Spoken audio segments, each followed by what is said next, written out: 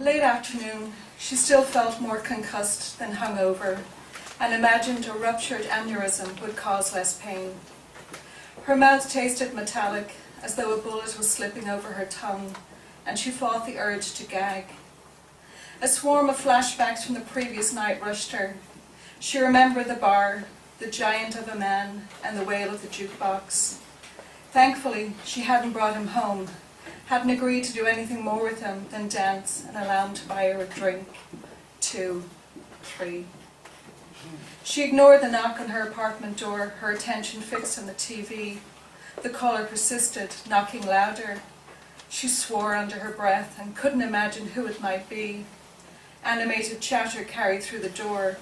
She searched through the peephole, but couldn't see anyone. Damn curiosity got the better of her, and she pulled the door open.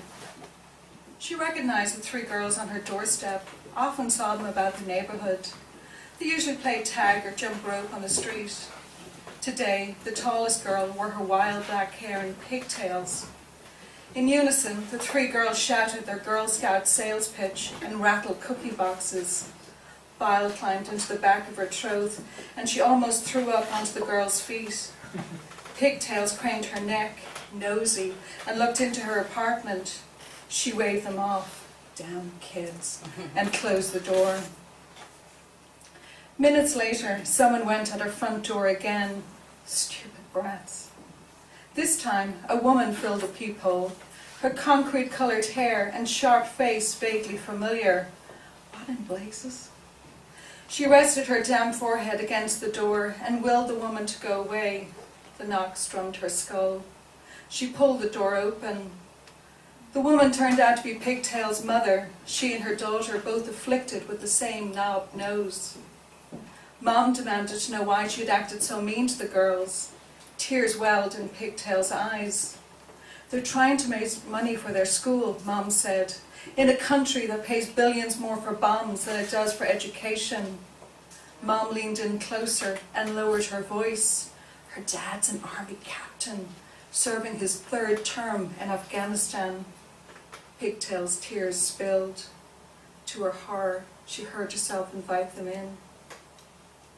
Pigtail's mom sat straight as an icicle on the couch and railed in a loud, angry voice against war, government, and capitalism. The type of woman who liked to be heard, who thought she knew everything. She offered iced tea, both to interrupt Mom and because she felt sucked of every bodily fluid. Her tongue stuck to her teeth, her body feeling like it had been put through a dryer cycle on high. In the kitchen, she downed 4 painkillers with a slug of vodka. The tape cassette replayed in her head. She didn't need it, she just liked it. She would throw out every bottle on Monday, she just needed to get through the week. Starting Monday, she would never drink again, only on special occasions. Mom and Pigtail's whisper carried into the kitchen. She felt a pang of envy, jealousy even. She couldn't remember the last time she had traded secrets with anyone. Of late, she mostly shouted. To get heard above a bard's noise, or that cocker spaniel in the apartment downstairs who howled his way through the night. On her return, Mom asked what she did. Once upon a time she was a baker and owned a little coffee shop with her ex-husband. I'm a butcher, she lied. She waved her hand over her head. Don't mind the bloody aprons. Mom and Pigtail scanned the room, looking startled. Pigtails moved close to her mom on the couch. She stared at the easy join of their bodies. The trio looked at one another and at the floor and into their laps. She didn't know why Mom and Pigtails didn't just get up and leave. As if reading her mind, Mom gripped her glass of iced tea, her knuckles white, and said, impassioned, "My daughter deserves an apology." Pigtail's eyes filled again. She wanted more vodka. Mom and Pigtails waited. She didn't remember how to do sorry and grasped at something to say. The last time she'd felt this confused was a few months back, when she'd woken up in the middle of the night on a park bench and had no idea where she was or how she'd gotten there. The bench hurt the back of her head. I'm lost, she had told the stars. Well, Mom said. Her body oozed sweat, The room temperature must have jumped 20 degrees. She felt a terror she didn't quite understand.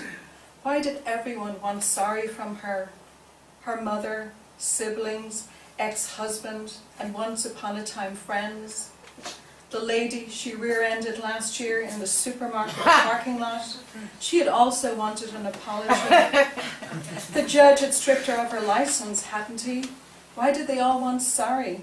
What was so great about sorry? My daughter's waiting, Mom said. She looked away from Mom and down at the carpet again. Locked away memories rushed her. She saw her dad's corpse in his coffin and remembered thinking it wasn't really him, but a mannequin. She had laughed, relieved. It was all a joke. Her daddy wasn't dead.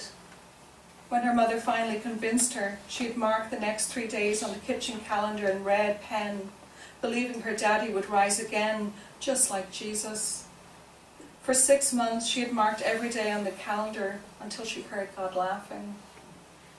She looked straight into Pigtail's pale face. I hope your daddy comes home. I hope he doesn't die. Pigtail's face twisted in horror, and she cried into her hands. Mom jumped to her feet, her voice raised. The room started to spin. She tried to speak, to explain. Mom spewed curses. Pigtails cried harder. She remembered how her dad let her light his matchstick against the scratchy side of the yellow matchbox and hold it to a cigarette. She smelled the sulphur again. After, he would pluck the lit cigarette from his mouth and kiss her on the forehead. He said his love for her was bigger than the universe and went all the way to space and back. Mom and Pigtails were almost out her apartment door. She saw again those stars staring down at her on the park bench that night as she lay drunk out of herself. She squeezed her eyes closed to better see the twinkling light.